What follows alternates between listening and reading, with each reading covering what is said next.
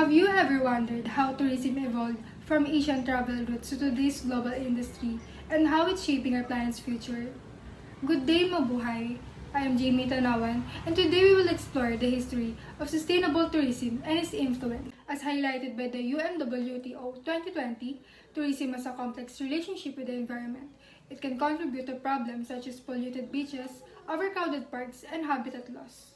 However, when guided by sustainable practices, it can support conservation programs, raise environmental awareness, and help preserve cultural heritage for future generations. The history of sustainable tourism began back to the mid-20th century in 1954.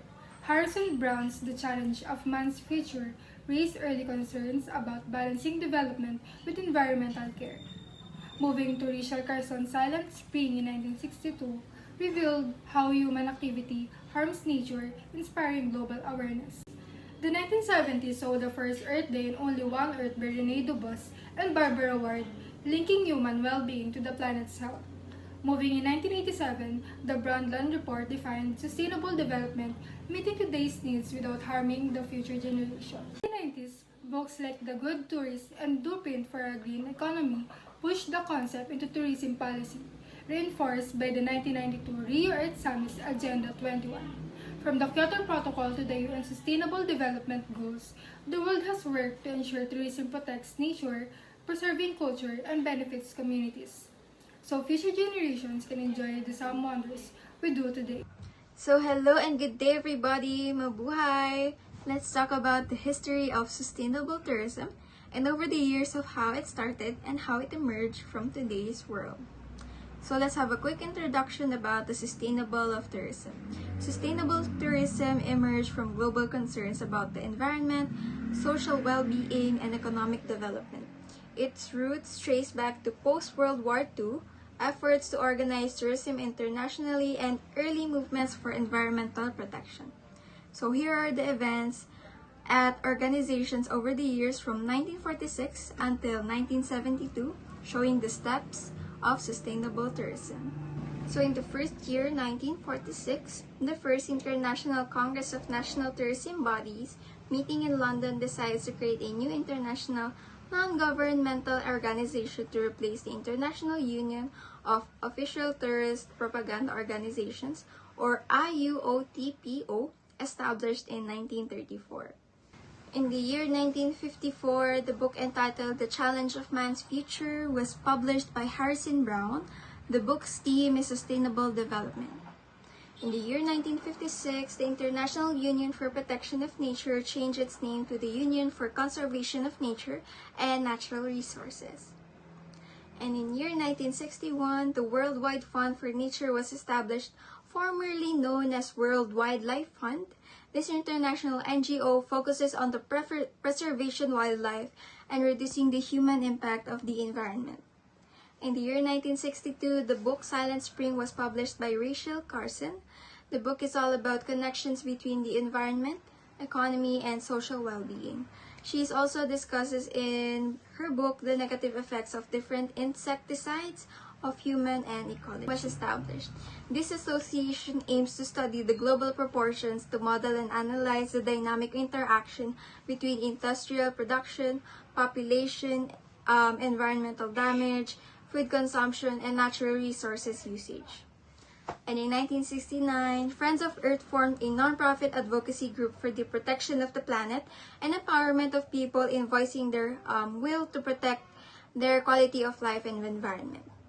And lastly, the 1972, the UN Conference on Human Environment was held in Stockholm.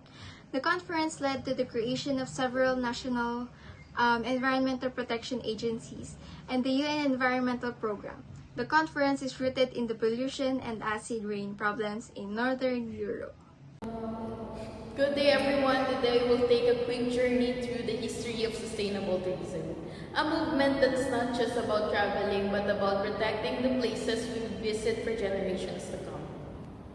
Sustainable tourism began gaining global attention in the late 20th century when the negative impacts of mass tourism, such as environmental degradation and cultural loss, One of the earliest international calls for actions was the 1987 Brundtland Report, which introduced the concept of sustainable development, inspiring the tourism sectors to rethink its practices. From policy agreements to worldwide initiatives, the history of sustainable tourism is a story of shared responsibility.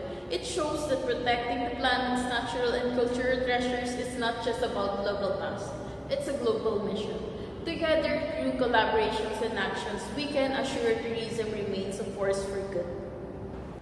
Mabuhay! Today I'll be discussing the history of sustainable tourism based on the 1972 book Tourism by Bernard Cohen and Charles R. Gellner.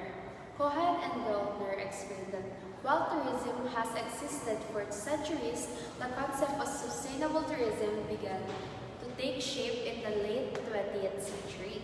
In the early years, tourism developed often focused only the economic growth, like building hotels, resorts, and attraction, without much thought of environmental and cultural impact. By the 1960s and early 1970s, rising concerns about pollution, habitat loss, and the effect of mass tourism led experts and policymakers to rethink how tourism should be managed. The 1972 United Nations Conference on the Human Environment in Stockholm was the turning point. It emphasized that development, including tourism, must protect natural and cultural resources for future generations. This thinking laid the groundwork for what we now call sustainable tourism, balancing economic benefits with environmental care and cultural preservation. As Cohen and Gellner highlight, sustainable tourism's root lie in the growing awareness that travel should not only benefit today's visitors, but also safeguard the destinations for tomorrow. Mabuhay! Today, I will be discussing the history of sustainable tourism policies from 1988 to 1997. Sustainable tourism emerged in the late 20th century as a response to growing awareness of tourism impact on the environment, society, and local economies. The period from 1988 to 1997 was crucial as it marked the development of policies and frameworks that guided the tourism industry toward practices that balance economic growth with the environmental protection of cultural preservation. This era laid the foundation for how sustainable tourism is understood and implemented today. In 1988, the World Tourism Organizations, or the WTO, now UNWTO, began promoting a definition of sustainable tourism that emphasized balancing the needs of visitors, the industry, the environment, and host communities. By 1992, the Rio Earth Summit introduced Agenda 21, which integrated tourism into global sustainable development agenda, encouraging eco-friendly activities, community involvement, and better planning. The 1993 and 1995 UNWTO and UNEP created guides and tools to help destinations apply sustainable tourism principle in practice. In 1995, the World Conference on Sustainable Tourism in Lanzarote produced the Charter for Sustainable Tourism, a landmark document outlining principles for government and businesses. That same year, the industry launched the Agenda 21 for the travel and tourism industry, translating global sustainability goals into sector-specific actions. Finally, in 1997, the Male Declaration on Sustainable Tourism Development addressed the unique needs of small island nations, reinforcing regional and national commitments to sustainable tourism. From 1988 to 1997, sustainable tourism policies evolved from conceptual definitions into concrete global and regional frameworks. These milestones continue to shape modern tourism strategies, ensuring the industry grows responsibly while preserving cultural and natural heritage for future generations. That's all for my report. Thank you very much. The Philippines, known for its stunning biodiversity and vibrant culture, faces increasing pressure from mass tourism. And according to Department of Tourism 2023, this can lead to environmental degradation if not properly managed. Which is why, as the United Nations World Tourism Organization 2022 emphasizes sustainable tourism must meet the needs of present tourists and host regions, while protecting and enhancing opportunities for the future. And this is being put in practice in places like Palawan, where the Palawan Council for Sustainable Development has implemented strict guidelines to preserve its ecosystem. While organizations like WWF Philippines are promoting community-based ecotourism that allows locals to benefit economically from environmental stewardship. And according to a 2021 study by Bakut et al., travelers are more likely to support these sustainable efforts when they witness direct benefits to local communities, which highlights the importance of making conscious choices such as supporting eco-friendly accommodation, respecting local tradition, and minimizing one's environmental footprint in order to ensure that the natural beauty of cultural richness of the Philippines are preserved not just for today's traveler, but for future generations as well. Hi, I'm Roslyn Villanueva, and in just a few minutes, I want to walk you through something that's becoming more important every year: sustainable tourism and its powerful impacts that it has on the world. Sustainable tourism isn't just about being eco-friendly. It's about traveling responsibly, protecting nature, supporting local communities, and making sure tourism stays beneficial for generations to come. Let's start with environmental impact. Traditional tourism often harm ecosystems. Think air pollution, overdevelopment, and destruction of habitats. Sustainable tourism helps reduce that damage by promoting low-impact travel, like encouraging eco-friendly transportation and accommodations, supporting conservation of efforts like protected marine parks or wildlife reserves, and reducing waste and energy use in tourist hotspots. It's about preserving the natural beauty of destinations so that the future travelers and local wildlife can enjoy them too. Now, next we can talk about the people. Tourism can either harm or celebrate local cultures. Sustainable tourism encourages the second, which is to celebrate the local cultures. It helps protect indigenous knowledge, traditions, and heritage sites, like giving community control over how their culture is shared. It also creates opportunities for genuine cultural exchange. Visitors don't just take pictures. They can learn from local experiences, language, food, and art. That kind of respectful tourism helps build communities, promotes diversity, and makes travel more meaningful.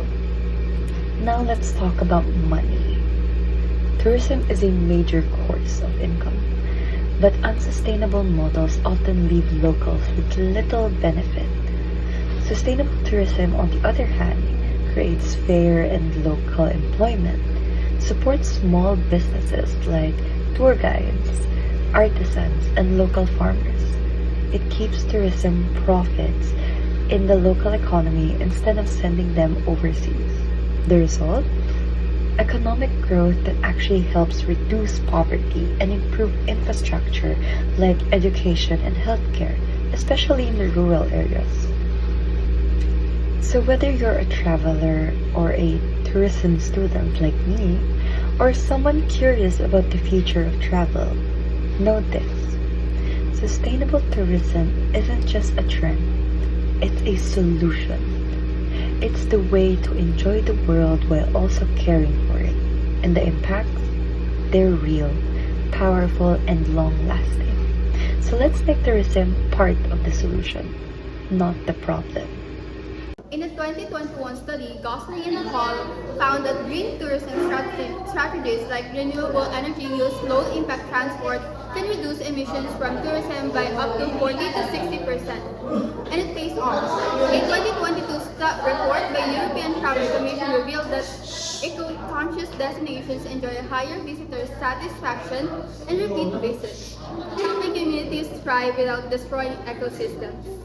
The communities aren't just benefiting, they're leading. According to the Torres and Mommsen 2020, community-based tourism lets locals manage resources, protect traditions, and directly earn for tourism.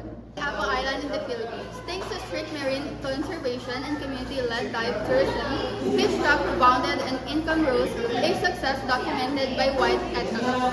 2014. Still, not everything labeled eco is sustainable. Greenwashing when businesses falsely claim to be eco-friendly remains a concern. That's why travelers should look for GSTC certified operators and explore less crowded areas or off-peak seasons.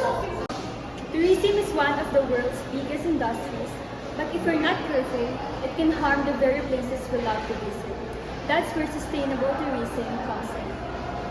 Sustainable tourism means traveling in ways that protect the environment, support the local communities, and respect cultures. For example, instead of staying at big resorts, try eco-lodges run by locals. Choose tour operators that protect wildlife, not exploit it, and always leave places cleaner than you found them. According to the United Nations World Tourism Organization, sustainable tourism should meet the needs of present tourists and host regions while protecting and enhancing opportunities for the future. Go! The takeaway, sustainable tourism isn't just about travel. It's about responsibility. Every choice you make leaves a mark. Make yours a positive one. Choose tourism, choose you in Manila.